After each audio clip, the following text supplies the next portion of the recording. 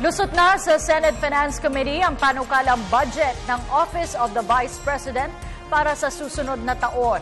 Nakatakda namang isumite ang mga budget ng iba't ibang ahensya ng pamahalaan sa plenaryo sa Lunes. Narito ang ulat ni Bianca Piedad.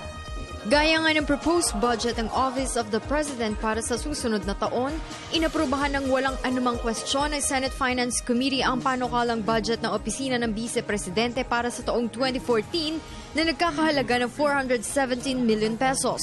Ito'y sa kabila ng desisyon ni Vice President Jejomar Binay na tanggalin na ang umano'y sarili niyang pork barrel na 200 milyong piso upang maiwasan na aniya ang mga spekulasyon at pamumulitika sa usaping ito. Office of the Vice President lang yung may ganun. So na maging conscious sila doon, na maging sensitibo sila kaugnay sa opinion ng publiko at ng sambayanan kaugnay sa PDAF at pork barrel. Hindi dapat binabatikos at binabati dapat yun. Ipinaabot ito ni Vice President Binay sa kinauukulan sa pamamagitan ng kanyang Chief of Staff na si Benjamin Martinez na siyang dumalo sa nasabing pagdinig. Ito umano ay napagdesisyonan ng Vice Presidente bilang tugon sa sigaw ng taong bayan laban sa pork barrel funds. Whether the Senate or the House will decide on what to do with that, we will just have to wait.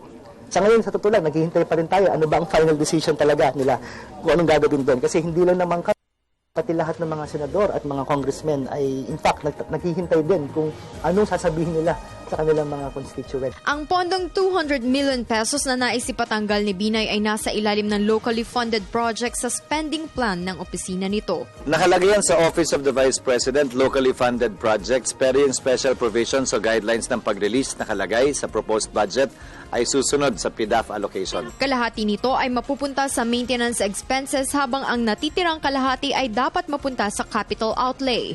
Ayon sa Chief of Staff ni Binay, malaking sakripisyo ito para sa kanila ngunit ito ang hinihiling ng tao. Meron pa naman kaming 85 million, hopefully ma-approve yung aming subsidies, donations for the poor. Kasi the 200 million is really focused on our senior citizens program, yung scholarships namin, and yung ibang mga medical equipment sa pinagbibigyan. Isusumite ang naaprubahan ng budget ng iba't ibang ahensya ng gobyerno sa plenaryo para sa deliberasyon sa Lunes, bago mag-adjourn ang sesyon ng parehong kapulungan ng Kongreso sa Setyembre 28. Para sa Telebisyon ng Bayan, Bianca Piedad.